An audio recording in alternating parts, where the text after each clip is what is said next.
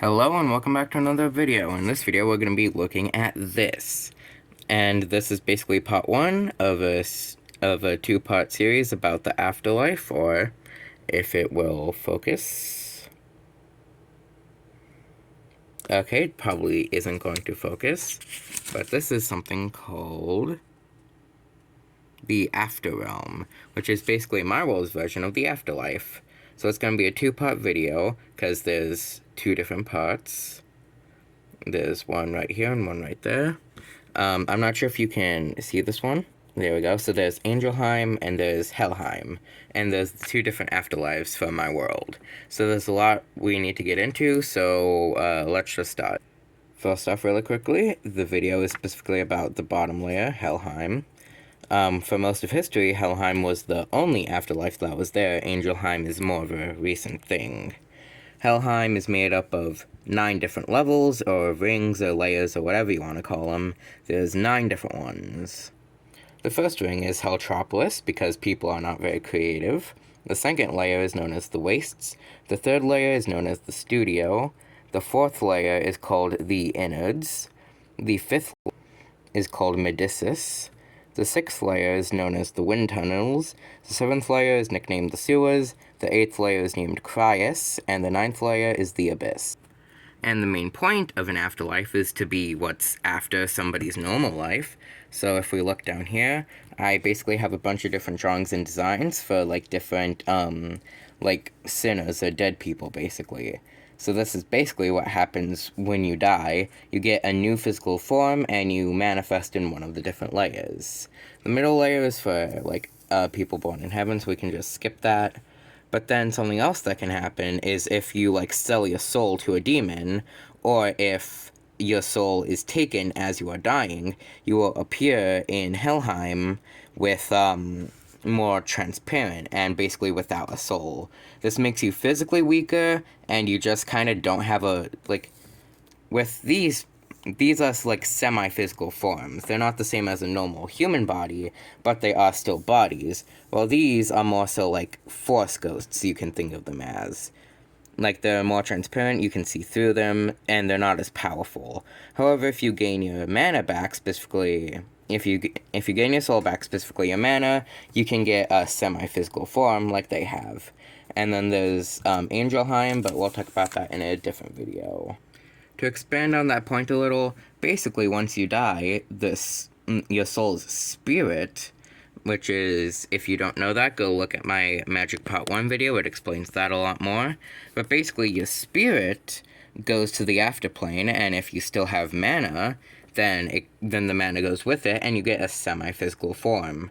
However, if there is no mana because it was stolen from you as you die, which can happen, or you sell your soul, specifically the mana in your soul, you will come back as this, more transparent thing, as this is just what a spirit looks like when it tries to make a physical form without any mana along with it. Now onto, what a bulk of the world building I've done for my afterlife has been so far, the different spirits that are in it. So there's 2 entire categories of spirits for the afterplane, but in this video we're going to be focusing on daemons, spelled D-A-E-M-O-N-S. And they are basically, the kind of beings and stuff in hell. They're the classical demons and stuff. So first off we have the Oni, which are, more, physically strong, but not as intelligent. And there's different ones for each of the traditional 4 elements: water, earth, fire, and air, or wind, or whatever. And then we also have imps, and they pretty much look like this, and there's 3 different kinds of imp: one for nature, one for shadow, and one for light. So between the imps and Oni, there's a base spirit for each of the 7 elements, which is something all classes of spirits have. Then there's the spirits specific to the different layers. There's the fiends, which are general, just negotiators for souls and power and stuff. They are willing to do trades for souls, for powers, and stuff like that. The special demon for the second layer is the Hellhound, and they look vaguely like this. So they have 2 heads and a tail and 4 legs and stuff like that. It's kind of a mix of the traditional Hellhound with Cerberus. The third layer has succubi, which is like succubus and incubus. They're both called succubus, but there can be male and female ones. The spirits of the fourth layer are the Abilabu, and they look like this. Somewhat more Lovecraftian and like vibes and stuff, and just general weirdness compared to the other ones, which are more classical ideas of like afterlife. The daemon of the fifth layer is a Gambout, and it looks like this pretty much, and it's got its own kind of magic and stuff. The specific daemon to the sixth layer is the Pasutin, and they look vaguely like this, so it's like a human body, like a beard, they got like wings and stuff, and they're like lifted above the ground at all times. The daemon of the seventh layer is the Sirens, and they look like this, kind of like melting and green and stuff. The daemons of the eighth layer look like this, and are called the Aphobapheme. And lastly, the basic daemons for the ninth layer are called the Eshaput, and they look like this. So now I'll go like a bit more into detail about the 9 layers because I kind of want to split it up. So the first layer is just general like ideas of hell, however it's more like a more modern type of city. So it's like constantly on fire, fire and brimstone, red, that kind of stuff. But it's also basically just one huge city because it's where the most people are. The second layer, known as the Wastes, is kind of like a more desert wasteland area, and it's specifically people whose like sin or like not good attributes. Their like sin is like arrogance or hubris or pride or like whatever you call it. I just call it arrogance. And then the third layer is kind of like a gemstone cavern with a bunch of sprawling tunnels, and it is for the sin of lust. And the fourth layer, known as the innards, is for gluttony and also somewhat for sloth. They're kind of combined in my view.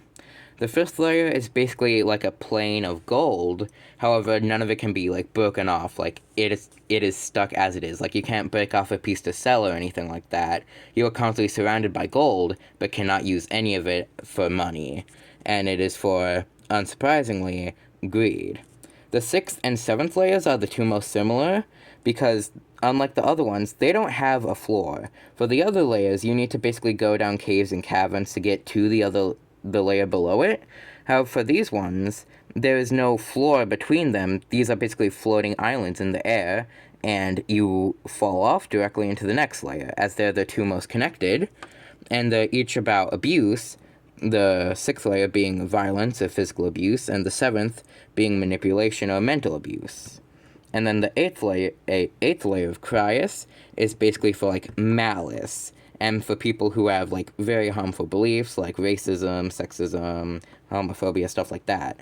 And then the ninth layer is for like pure evil, the people who not only hold bad beliefs but fully enact them, like dictators who killed millions of people for having a specific identity.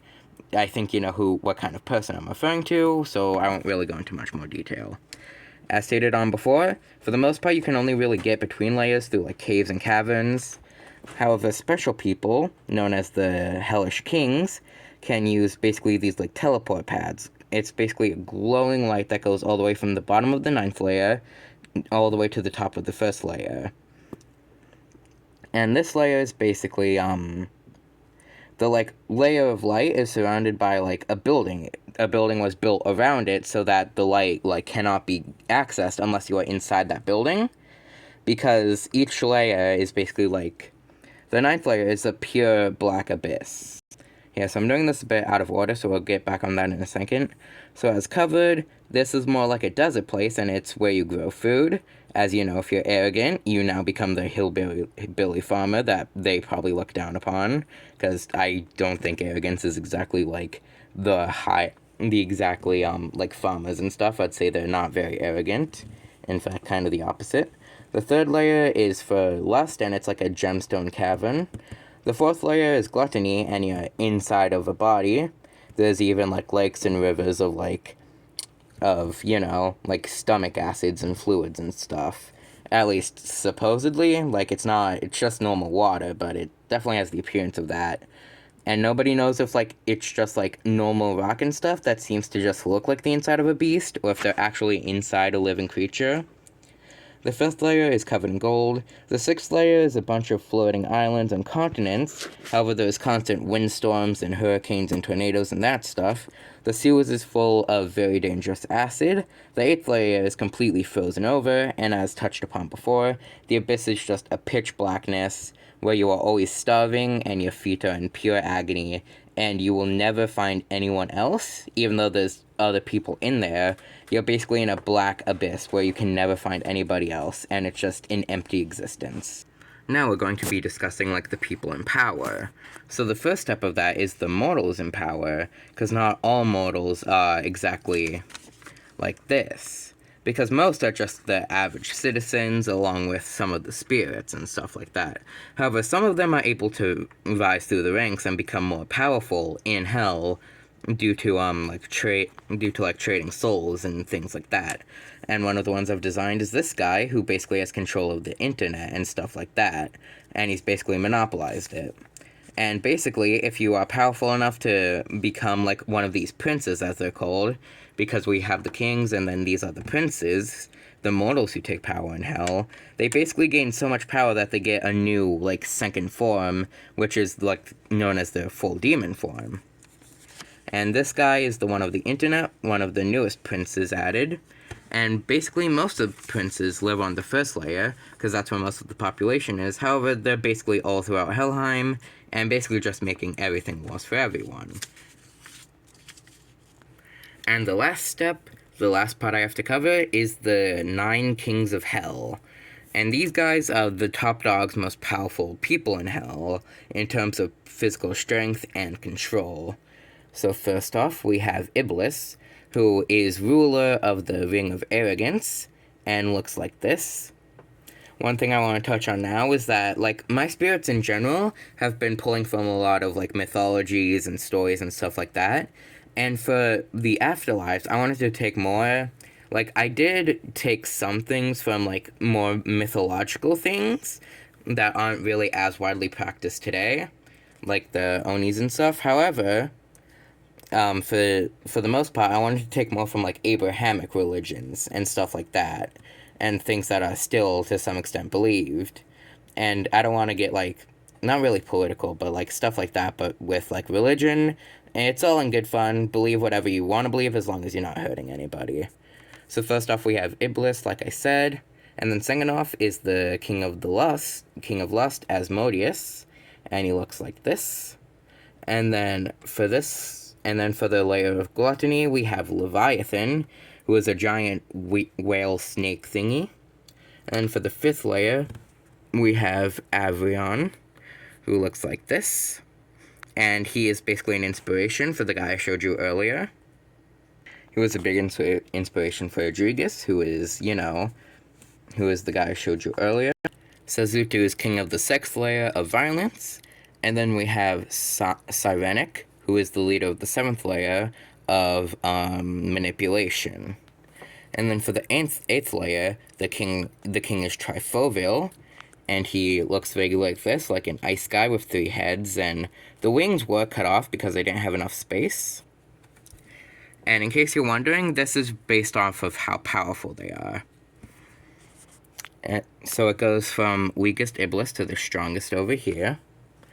So then 8th, we have Despair, king of the Ring of Evil, and he looks like this. And if you're wondering, it's not that I didn't draw a lower body, it's that these guys are only made up of their upper body. And then lastly, we have Lucitan, and he's the overlord of all of hell, the king of all of hell, and he resides in the top ring.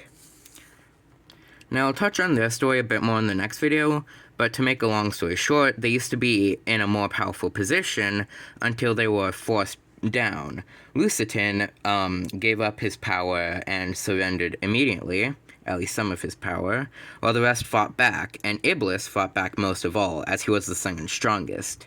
So when they were all cast down, he had most of his powers taken away compared to the rest of them, leaving him from the second in command to the weakest, while the rest were all vaguely around the same strength they are now. And here's quickly, like, a size comparison. And what's important to know is that, one, these are not to scale, that's why I made this more to-scale version. And what else is important to know is that not all of these are, like, the same forms, because as the Kings of Hell, they each have 2 forms, like a more humanoid form and a more monstrous demon form. Iblis, Leviathan, Trifovil, and Despair are all in their more monstrous forms, while Asmodeus, Avrion, Sazutu, and Sirenic are all in their more humanoid forms. And then there's Lucitin, who is just a full-on shapeshifter and can transform into basically any form he wants. And I am going to do drawings of their alternate forms. I might show that off in a different video.